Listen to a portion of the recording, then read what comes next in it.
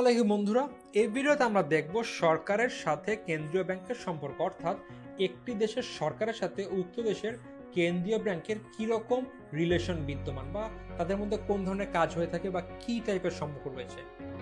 প্রথমেই হলো সরকারি মালিকানা। এই যে কেন্দ্রীয় ব্যাংক আছে, এই ব্যাংকের মালিক কে বলতো? এই ব্যাংকের মালিক কিন্তু উক্ত দেশের গভর্নমেন্ট বা সরকার। সো একটি দেশের কেন্দ্রীয় ব্যাংক উক্ত দেশের সরকারের মালিকানাধীন কিন্তু একটি প্রতিষ্ঠান, অর্থাৎ যে কোনো দেশের কেন্দ্রীয় ব্যাংক হলো ওই দেশের সরকারের একটি প্রতিষ্ঠান। সো আলটিমেটলি তাদের মালিক কিন্তু বা মালিকানা কিন্তু সরকারের উপরেই, সরকারের কাছেই থাকে। তো সরকারের হচ্ছিল কেন্দ্রীয় ব্যাংক একটি সরকারি মালিকানা প্রতিষ্ঠান। যেহেতু সরকারি মালিক, সো নিয়ন্ত্রণও কিন্তু সরকার করবে, অর্থাৎ একটি মুখ্য নিয়ন্ত্রক হিসেবে কিন্তু সরকার এখানে গুরুত্বপূর্ণ দায়িত্ব পালন করে।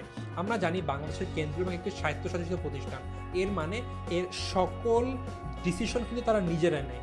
তবে যেহেতু একটি সরকারি মালিকানা, সরকারের বিভিন্ন গুরুত্বপূর্ণ নির্দেশ কিন্তু এই কেন্দ্রীয় ব্যাংকের মানতে হয়।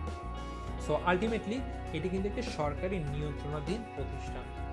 সরকারের ব্যাংকার, দেখো তোমার একটি ব্যাংক অ্যাকাউন্ট আছে, আমার একটি ব্যাংক অ্যাকাউন্ট আছে, তোমার যে অভিভাবক তার একটি ব্যাংক অ্যাকাউন্ট আছে, সে যেই প্রতিষ্ঠানে চাকরি করে সেই প্রতিষ্ঠানের একটি ব্যাংক অ্যাকাউন্ট আছে। সো এই যে ব্যাংক, আমাদের কিন্তু ব্যাংক অ্যাকাউন্ট আছে বিভিন্ন ব্যাংক, দেখা গেল আমার আছে সোনালী ব্যাংকে, তোমার আছে ডাচ বাংলা ব্যাংকে, তোমার গার্জেনের আছে হচ্ছিল হয়তো বা আইএফআইসি ব্যাংকে, তাদের যে সে যে অফিসে চাকরি করে সেই অফিসের হয়তো বা ব্যাংক অ্যাকাউন্ট হচ্ছিল সিটি ব্যাংকে। সো এরকম কিন্তু প্রত্যেকটি পক্ষেরই কিন্তু একটি করে ব্যাংক অ্যাকাউন্ট আছে, বা সেই সব ব্যাংক প্রতিষ্ঠান কিন্তু আমাদের ব্যাংকার হিসাবে কাজ করে। কিন্তু সরকার কার কাছে করবে? সরকারের তো একটি ব্যাংকার লাগবে, তাই না? তো সরকারের যে হিসাব এটি থাকে কেন্দ্রীয় ব্যাংকের কাছে। তো সরকারের যে অর্থ জমাদান উত্তোলন সবই কিন্তু কেন্দ্রীয় ব্যাংকের কাছ থেকে করে থাকে। এই জন্য বলা যায় সরকারের ব্যাংকার কিন্তু কেন্দ্রীয় ব্যাংক, কারণ সরকারের যত আর্থিক লেনদেন বা কার্যক্রম সবই কিন্তু এই কেন্দ্রীয় ব্যাংকের মাধ্যমে সম্পাদিত হয়ে থাকে।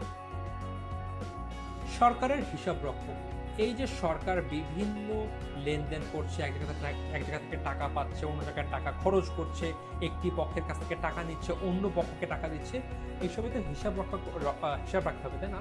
এবং সেই কাজগুলো কিন্তু কেন্দ্রীয় ব্যাংক করে থাকে, তাই তাদেরকে সরকারের হিসাব রক্ষক হিসাবে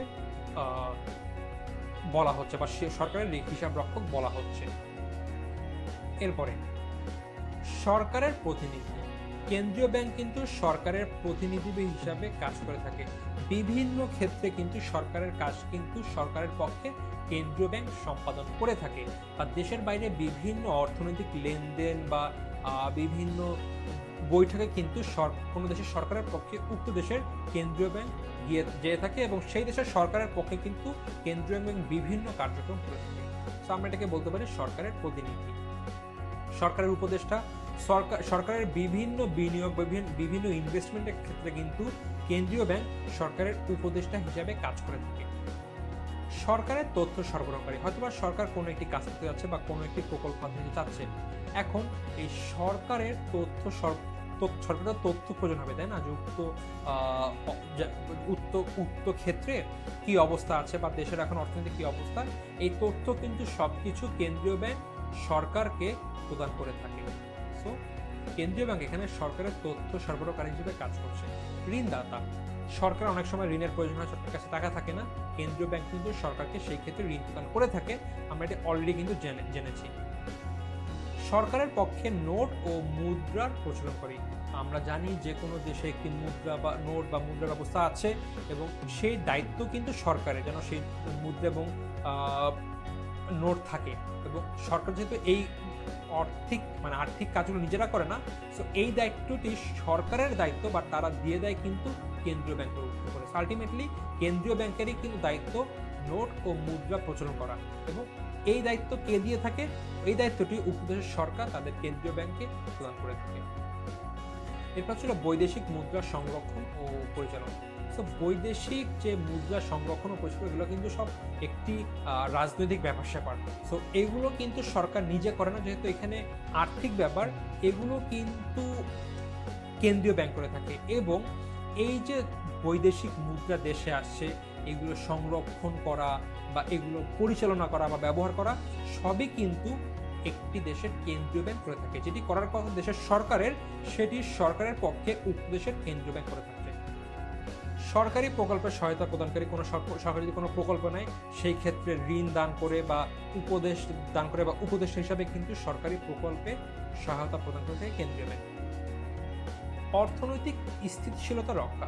অর্থনৈতিক যে স্থিতিশীলতা, এটা কিন্তু আসলে দেশের সরকারের দায়িত্ব, কিন্তু সরকার যেহেতু এই কাজটি নিজে করে না, তারা এই কাজটি কি করে কেন্দ্রীয় ব্যাংকের কাছে দিয়ে দেয়, এবং সরকারের পক্ষে দেশের যে অর্থনৈতিক স্থিতিশীলতা রক্ষা, এটি কিন্তু কেন্দ্রীয় ব্যাংক করে থাকে। সো বন্ধুরা, তোমরা আশা করি বুঝতে পেরেছো যে সরকারের সাথে একটি কেন্দ্রীয় ব্যাংকের কেমন সম্পর্ক বিদ্যমান। এটা কিন্তু আমরা জানতে পারবো ওই একটি কেন্দ্রীয় ব্যাংক সরকারের কি কি ধরনের কাজ করে থাকে, বা তাদের মধ্যে কোন ধরনের লেনদেন বা কি টাইপের কাজ হয়ে থাকে, বা কে কার পক্ষে কেমন কাজ করে থাকে। সো আশা করি বন্ধুরা তোমরা বুঝতে পেরেছো সরকারের সাথে কেন্দ্রীয় ব্যাংকের সম্পর্ক কেমন। এই ভিডিওতে এ পর্যন্তই, দেখা হচ্ছে পরবর্তী ভিডিওতে।